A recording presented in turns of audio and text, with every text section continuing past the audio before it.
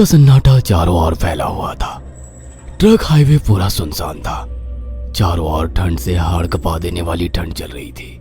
Highway के चारों ओर घना जंगल था। उसी हाईवे पर एक मर्सिडीज दौड़ रही थी।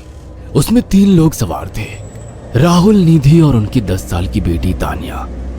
राहुल अपने दोस्त सैफ के घर ईद की पार्टी में शामिल होने के लिए गया था और पार्टी करके घर लौट रहा था। निधि ने मुस्कुराकर ड्राइव करते हुए राहुल से कहा, कुछ भी कहो राहुल, आज तो ईद की पार्टी में मजा आ गया। हाँ, मेरा दोस्त बहुत ही बिंदास और हंसी मजाक करने वाला व्यक्ति है। मैंने देखा उसके घर पर शहर की एक से एक बड़ी हस्ती थी, मगर फिर भी वो उन सबको इग्नोर करके हमें इम्पोर्टेंस दे रहा था। हाँ, देगा क्यों नहीं, आखिर मेरा दोस्त जो है। सच में राहुल, अमेरिका से इंडिया लौटकर बहुत अच्छा फील हो रहा है। वैसे तुम्हारा दोस्त सचिन अभी तक नहीं आया अमेरिका से? निधि की बात सुनकर राहुल चौंक कर बोला, ओह शिट यार, उसका फोन आया था कि वो इंडिया आ रहा है। उसने बोला था कि मुझे एयरपोर्ट पर पिक कर ले। निधि बहुत नाराज होगा वो। कोई बात नहीं, उससे बोल देना कि तुम्हें बिल्कुल याद नहीं रहा, और फिर तुम्हें सैफ की इनवाइट की हुई ईद पार्टी में भी तो शामिल होना था। निधि ने इतना बोला ही था कि उसकी बेटी तानिया ने अपनी माँ की ओर देखकर कहा, मुझे भूख लगी है माँ, और प्यास भी। तानिया की बात पर निधि ने बुरा सा मुंह बनाकर उसकी ओर देखकर कहा, पार्टी में तो इतना खाया था तुमने, फिर भी भूख लगी है। निधि की बात पर तानिया ने मासूम सा चेहरा बनाकर कहा, कोई बात नहीं मम्मी, मुझे पानी ही पिला दीजिए। कितनी बार बोला है मुझे मम्मी मत बोला करो। पानी अभी नहीं है, आगे जाकर कोई शॉप पड़ेगी तो बोतल खरीद के दे दूंगी। निधि की बात पर राहुल ने मुस्कुराकर कहा, छोटी बच्ची है निधि, इतना नाराज होना सही नहीं है। राहुल ने इतना कहा ही था कि अचानक एक काली परछाई राहुल की कार के सामने आकर खड़ी हो गई। राहुल के पैर अचानक ब्रेक पर पड़ गए। गाड़ी तेज रफ्तार में थी। ब्रेक अचानक लगने से पलटते पलटते बाल बाल बची थी। राहुल के चेहरे पर भयानक ठंडी में भी पसीने की बूंद टपकने लगी। वो दोनों कार से बाहर निकल आए। निधि ने डरते हुए कहा, आखिर कौन था ये? ऐसा लगा जैसे कि कोई भयानक काली परछाई मेरे कार के सामने आकर खड़ी हो गई हो। वह दोनों काली रात के सन्नाटे में इधर उधर देखने लगे। तभी निधि को एक घने पेड़ के पास 2 चमकीली हुई आंखें दिखाई दी। उसकी आंखें बिल्कुल भेड़ियों की तरह लग रही थी। निधि ने चीखते हुए राहुल से कहा, राहुल देखो कौन है वो, जल्दी से गाड़ी में बैठो, मुझे बहुत डर लग रहा है। राहुल ने उस तरफ देखा तो उसके रोंगटे खड़े हो गए। वो दोनों गाड़ी के अंदर बैठने ही वाले थे कि अचानक एक अजीब सा चेहरा वाला भयानक सा आदमी बिजली की रफ्तार से उनके सामने आकर खड़ा हो गया। राहुल ने देखा कि उसका चेहरा बिल्कुल सड़ा हुआ था और उसकी आंखें भेड़िए की तरह चमक रही थी। उसके लंबे लंबे बाल उसके कंधे तक आ रहे थे और उसके दांत भेड़िए की तरह बाहर की ओर निकल रहे थे। हाथों की जगह नुकीले पंजे थे। राहुल को देखकर अजीब से अंदाज में हंसने लगा, मगर जैसे ही राहुल की नजर उसके कपड़ों पर गई, राहुल की आंखें फटी की फटी रह गई। वो हकलाते हुए बोला, भाईजान, भाईजान, मुझे माफ कर दो, मुझे छोड़ दो। राहुल ने इतना कहा ही था कि अचानक उस अजीब से दिखने वाले भयानक आदमी ने अपने पंजों से राहुल की गर्दन कसकर पकड़ ली और एक ही सेकंड में उखाड़ कर जमीन पर फेंक दी। राहुल के धड़ से लाल रंग का खून का फुहारा फूट पड़ा। इस भयानक मंजर को देखकर निधि के गले से एक जोरदार चीख निकल गई। निधि इससे पहले भागती कि अचानक उस भयानक दिखने वाले आदमी ने निधि को पकड़ लिया और अपने नुकीले पंजे उसके पेट में गड़ा दिए और उसकी अतड़ियां बाहर निकाल दी। निधि की एक दिल दहला देने वाली चीख सन्नाटे को चीर गई। अचानक हवा का एक बवंडर उठा और वो भयानक सा दिखने वाला व्यक्ति देखते ही देखते बवंडर के साथ गायब हो गया। तानिया ने डरते डरते निधि के मोबाइल से पुलिस और सैफ को बुला लिया और कुछ ही देर में वहां चारों ओर पुलिस की गाड़ियां थी। पुलिस ने राहुल के दोनों दोस्त सैफ और सचिन को वहीं बुला लिया। इंस्पेक्टर अर्जुन ने दोनों से कहा, मैंने ऐसी हत्याएं अपने करियर में कभी पहले नहीं देखी। ये काम तो ना किसी जानवर का लगता है, ना ही किसी इंसान का।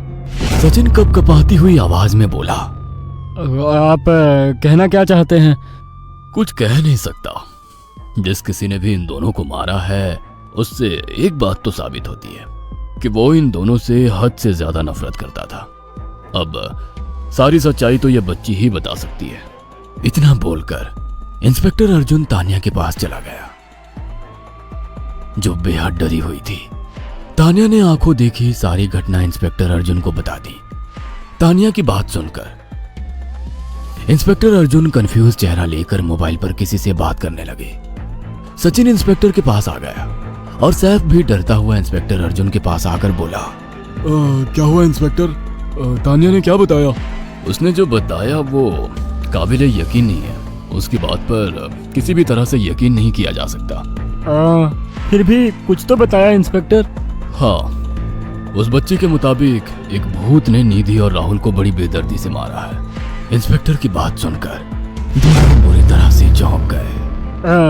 क्या मतलब है इस बात का? बच्ची बेहद डरी हुई है। हम आगे की तफ्तीश जारी रखेंगे।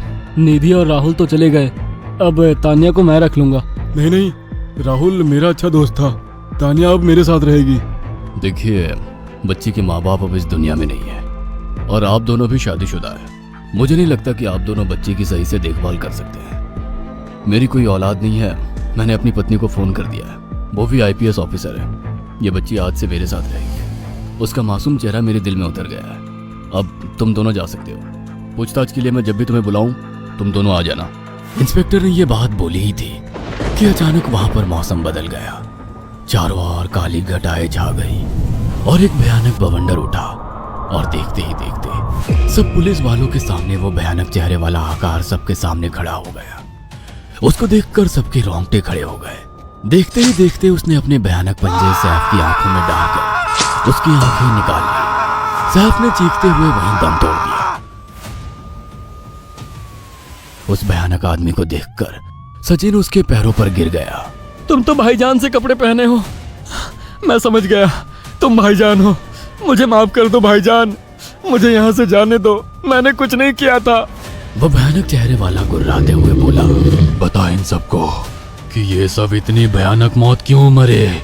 सचिन दौड़ता हुआ इंस्पेक्टर अर्जुन के पास गया और बोला, मैं जानता हूँ इसने इन तीनों को क्यों मारा। इसका नाम भाईजान था। जब ये जिंदा था ये किसी का भाई किसी की जान था। बहुत साल पहले ये हम सबका बहुत अच्छा गहरा दोस्त और बिजनेस पार्टनर था। ये सबकी बहुत मदद किया करता था। इसकी प्यारी सी बेटी थी तानिया, जो इस वक्त कार के अंदर बैठी हुई है। ये इसी की बेटी है। भाईजान अपने सारे पैसों से एक बहुत बड़ा हॉस्पिटल खोलना चाहता था जिससे गरीबों का मुफ्त इलाज किया जा सके, मगर हम तीनों इसके लिए तैयार नहीं थे। हमारी नीयत उसकी दौलत पर खराब थी और एक दिन हम सब धोखे से ईद के दिन भाईजान को यहाँ ले आए और इसे मारकर फेंक दिया। तो फिर तुम सबने इसकी बेटी को क्यों जिंदा छोड़ दिया? हमें बाद में पता लगा कि भाईजान ने सारी जायदाद अपनी बेटी के नाम कर दी है, इसीलिए हमने भाईजान की पत्नी को भी मार दिया। और तानिया का तुम 18 साल की उम्र पूरी करने का इंतजार कर रहे थे ताकि सारी जायदाद अपने नाम करा सको और बाद में उसे भी ठिकाने लगा सको। इसी के लिए तुम दोनों इस मासूम बच्ची को अपने साथ रखने की जिद कर रहे थे।